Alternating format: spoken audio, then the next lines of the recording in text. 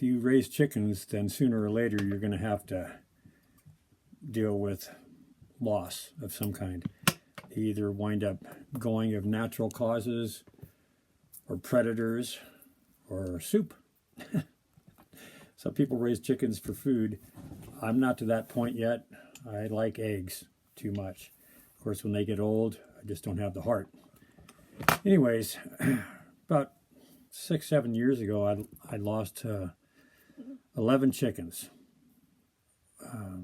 one day. I came home from work and didn't hear them making their normal, I'm laying eggs, excited, like chickens do, they tell you. And walked around back, and what I found was just awful. They were in pieces all over inside the coop. Turns out a raccoon got a hold of them. And I know this because I decided to let them, I didn't gather up all the pieces and bury them like I normally would, but I put one of those doorbell dingers, you know, those things that go ding ding when you open the door, something goes by, it's motion detected. And so I put one of those out there.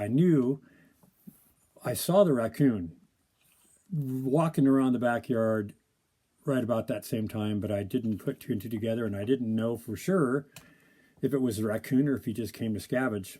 I guess it wouldn't have mattered much in the end, but I put one of those little driveway detection things in the chicken coop, and about 10:30, 11 o'clock at night, it started going off. Ding, ding, ding, ding.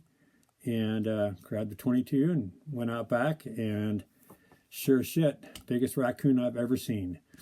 And I dispatched him right away. And in one way, I regret that. I know it was a threat to the chickens, and bottom line, it was my own fault.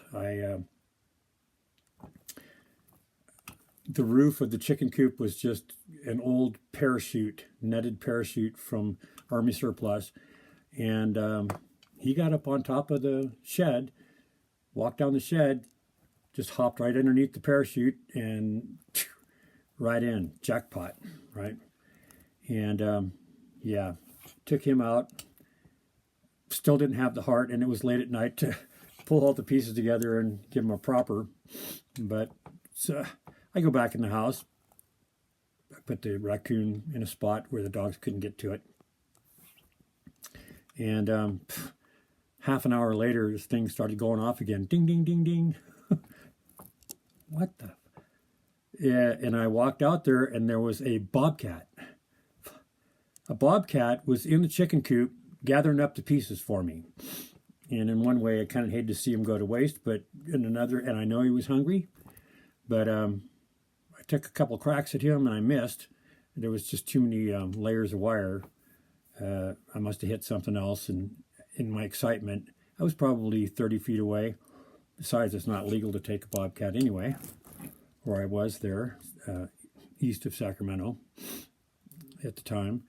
And he hopped out the same way he came in. He just leapt from the ground, and he was probably about the same size as a dog.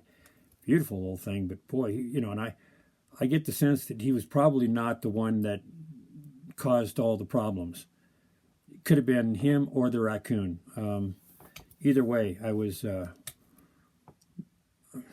wanted justice, and I didn't want it to continue to happen. And I knew bobcats they love chicken too, right? Yeah.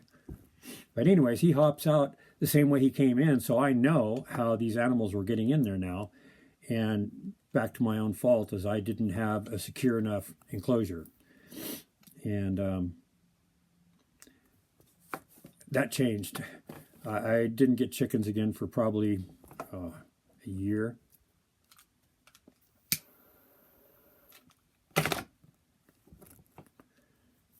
I spent a little time, built a prison, a chicken prison. Nothing got in, nothing got out. I mean, anything bigger than a rat couldn't get in. I mean, there was no place. Wire everywhere. I had no climb that came down to the ground, and then I had chicken wire over the top of that that swept out about 10 or 12 inches, buried it in the ground, piled rocks on it all the way around. It wasn't a big coop. It was probably about 12 by 10 and about 6 feet tall. But by the time I finished, you couldn't, even as a human being, tear the wire out. And I put a tin roof on the whole thing, so it got covered. And like I say, nothing got in, nothing got out. They were my next chickens came probably about a year later when I was ready, and none of them were ever harmed in that way. Rats got in there somehow, but to eat the food, but nothing large enough to take them out. You know, like I said, I regret in a way taking that raccoon, and but you know, you got to think about your chickens too. If you raise the animals and you feed them and care for them and water them and enjoy their eggs, the fruits of their labor, you're bound to be protective, and that goes for anyone that has livestock, whether it's small cows or cattle or horses or sheep, goats, rabbits, bunnies, chickens. I understand getting upset when people lose their animals to predators. In the area where I live, within a couple miles, there's several of my neighbors that have chickens, goats, and there's a Facebook page, I think, that says every couple days you'll hear something, every week at least, you'll hear something about dogs running loose, attacking the chickens, killing a goat. I saw one probably 2 weeks ago. It was awful. It looked like the chicken coop cage was torn open. It was just no climb. It's like a 2.5 by 3.5 inch square of metal that's bonded, welded. Still, this critter, whatever critter got in there, turned out to be a dog. Had pulled the wire loose, got in, took the chicken, took a couple other chickens, and the owner shot the dog, and thought that was pretty awful. Dog was hungry too. I understand that. Still, protecting that's your job. If you're going to have livestock, you protect your livestock, one way or the other. And it seems to me that after the chickens are got, after they've been getting, taken care of for so long, and then all of a sudden a predator takes them out. I'm guessing, in my experience, it's better to have it's your responsibility. It's your responsibility if you have chickens or small livestock to make sure that the cages or the pens are secure, and that means secure.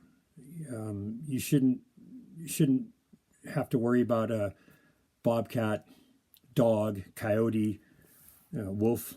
Up here we got wolves. And if you've got animals running around loose and they're free range, something's going to smell them. Something's going to know that there's chicken over there. It's like a dinner bell. Ding, ding. Like I said, I know they got to eat too. And it's winter up here. So I saw, day before yesterday, I saw a bobcat walk right by our garage. It's 80 feet away, but walked by the garage, walked around the back and, behind the horse trailer, and took off out into the wilderness. No bigger than a dog, but I don't let my dog out of the house without a leash. I put him on a leash. If I'm going to turn him loose, I know he's going right for the house. Lady across the way has cats, and Petey loves cats, so he likes to go say good morning. But I worry, if he sees one of these things and takes out after it, he's gone. He's gone for an hour. I mean, over the last summer, we had deer, probably at least, 7, 8 of them, 9 of them every morning, because we have a small apple orchard, back there. And apples fall off, and deer love apples, and I get that. But I'll let that dog out, beeline, and 60 or 70 feet past the orchard is wilderness. I mean, it's sagebrush, and he doesn't know. You know how dogs are. They get the they get to going after a critter. They want to continue until, I mean, what are they going to do when they catch it? Who knows? It's like chasing cars. When you catch one, then what? But yeah, raccoons are tough. So moral there is, build a prison. If you're going to have chickens, have a chicken prison. If you got sheep, make sure that nothing can get in. Nothing. Not even people, unless they, have got the opposable thumb and a way to lift levers and maybe 2 things to lock and interlock or whatever. But there's no excuse. If you lose livestock and they're running around loose and you shoot the animal that's trying to take them, I would urge you to reconsider beefing up your security a little bit rather than taking the life of some little critter that's just hungry. And trust me, I'd had no sympathy for that raccoon at the moment. Anyway, I've had time to think about it over the years, and it's always bothered me a little bit because it's something I could have done ahead of time. But raccoons, like I say, raccoons are dangerous. We had a cat once, and I loved this cat. His name was Emerson. People who know me will understand that, this cat, one day when he was young, he got up on the counter while I was cooking dinner and took a steak off a plate and somehow got behind the headboard of a big bed and the wall, and I couldn't reach him. And here he was looking at me, growling and chomping on this steak, and I was mad. I was really mad because it was a ribeye. But I got a broom, knocked him out. He didn't eat much, sliced a piece off, gave it to him. But after that broom incident, he never did like me very much. Emerson was a good cat, though. It took him about 4 or 5 years, and he finally took a liking to me. And after that, we had a pretty good time together. He would go out in the backyard and chase rats, and took care of that kind of business. And then, one day I thought, I haven't seen Emerson for a while, and I'm thinking, where in the heck did that cat go? A couple more days went by.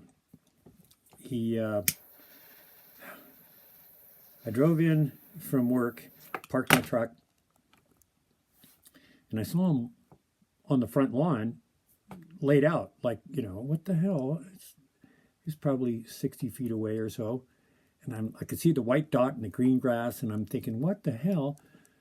And I trot on out there, to check him out. And what he was doing was he was dragging himself by his front paws, trying to get to the house. Who knows how long he'd been trying to, drag himself home. And, oh my God, I picked him up, turned him over, and there was just, what flies leave behind after something's not alive. He was attacked, and by what we can only guess was a raccoon. The vet also concluded that was probably a raccoon. But there were 3 claw marks from the back of his neck all the way down his back, and had opened up his skin, exposed some tissue.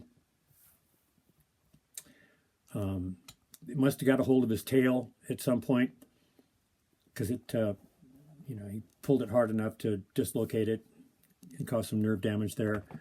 And we took him in, got him stitched up, and oh, poor thing. I mean, I don't want to put you through some of the stuff we had to deal with. We had to express him because his nerves didn't work anymore. We had to get him stitched. Like I say, we stitched him up. This kept breaking open. We had to go get him restitched.